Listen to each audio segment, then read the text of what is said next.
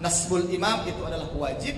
Sebab apa? Sebab semua entitas syariat itu tidak bisa ditegakkan kalau tidak ada imamah, kalau tidak ada khalifah. Ibaratnya sebuah lokomotif itu nanti di belakangnya akan membawa setiap gerbong dan juga penumpangnya. Nah,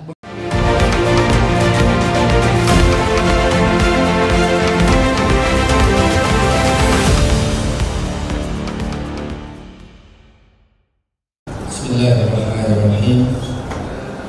Assalamualaikum warahmatullahi wabarakatuh.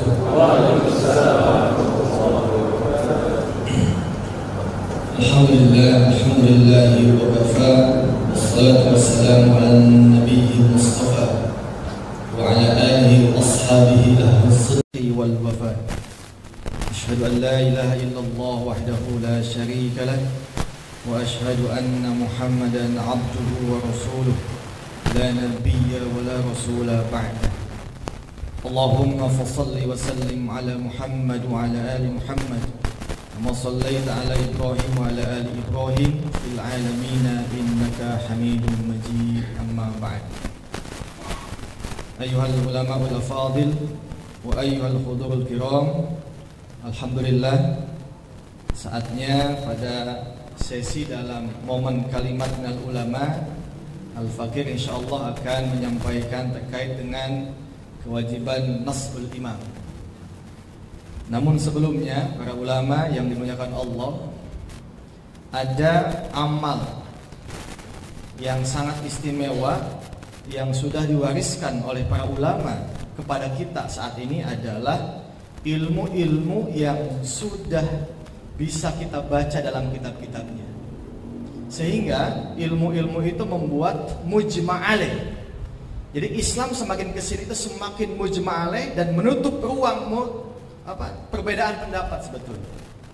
Contoh, kita bisa bayangkan kalau seandainya tulisan mushaf Quran itu tidak pakai syakal, tidak ada titiknya ketika awal, mungkin kita banyak baca salah.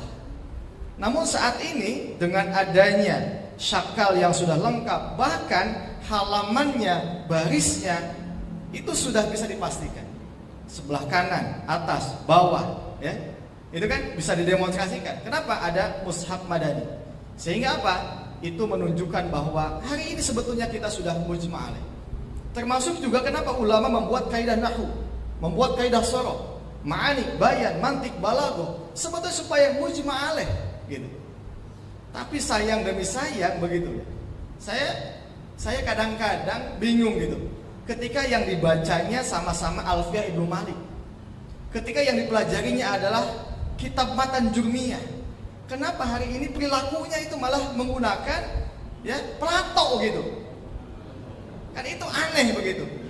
Bisa jadi tafsir Ibnu Katsir menangis saat ini ketika perilaku politik ulama itu bukan santri begitu. Ya, Masya Allah.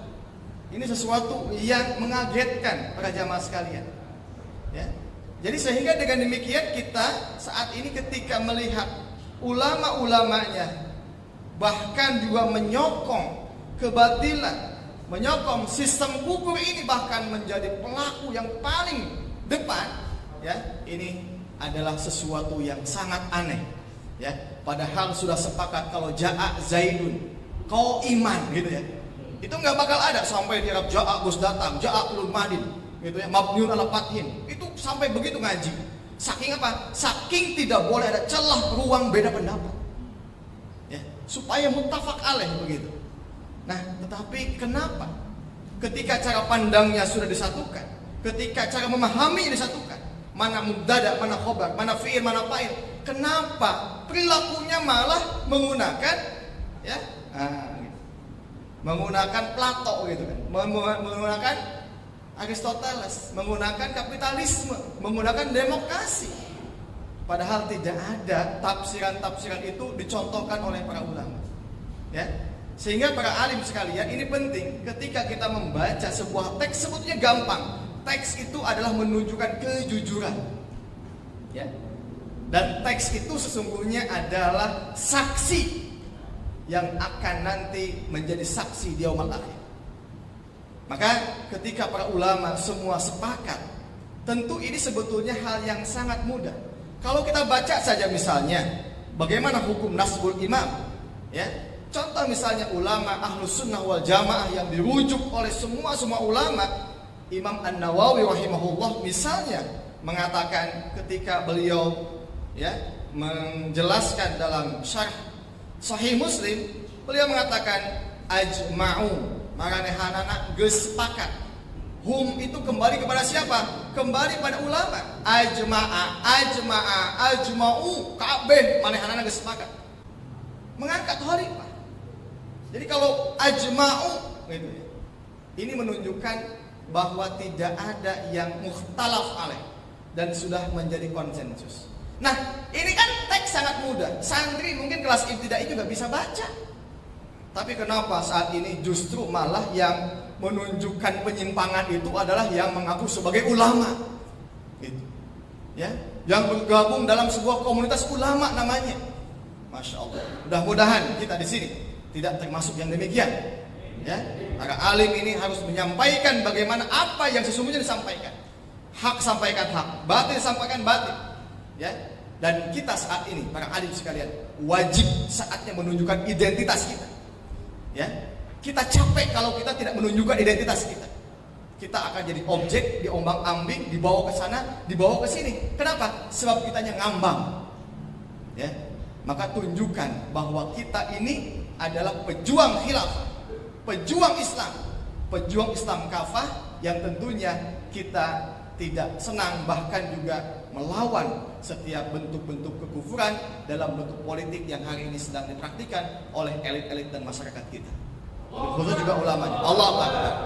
Nah, oleh sebab itu maka sesuai dengan apa yang disampaikan tadi para jamaah sekalian, maka menjadi aneh kalau seandainya saat ini ya yang kita kaji, yang kita pelajari sama masih kitab-kitab legend.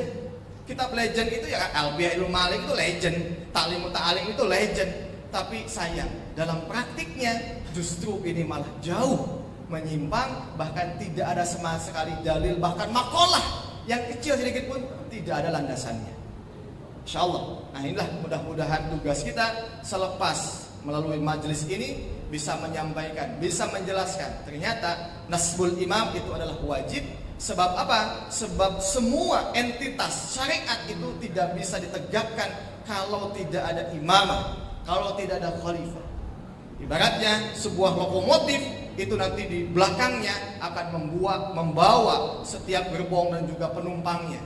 Nah, begitupun juga keberadaan seorang imam, seorang khalifah yang itu nanti akan bisa menegakkan hukum-hukum Allah secara kafah. Ya, kalau tadi Kiai Rahmat mengatakan ya sudah jelas begitu ya. Saat ini tidak ada satupun yang menyampaikan dengan lugas, dengan jelas siap membela Islam kafah, ada tidak? Ya. Atau mungkin misalnya akan mengatakan bahwa setiap ya kekayaan alam bumi yang ini milik ya kaum muslimin akan dikembalikan, dikelola negara, ada tidak? Ya.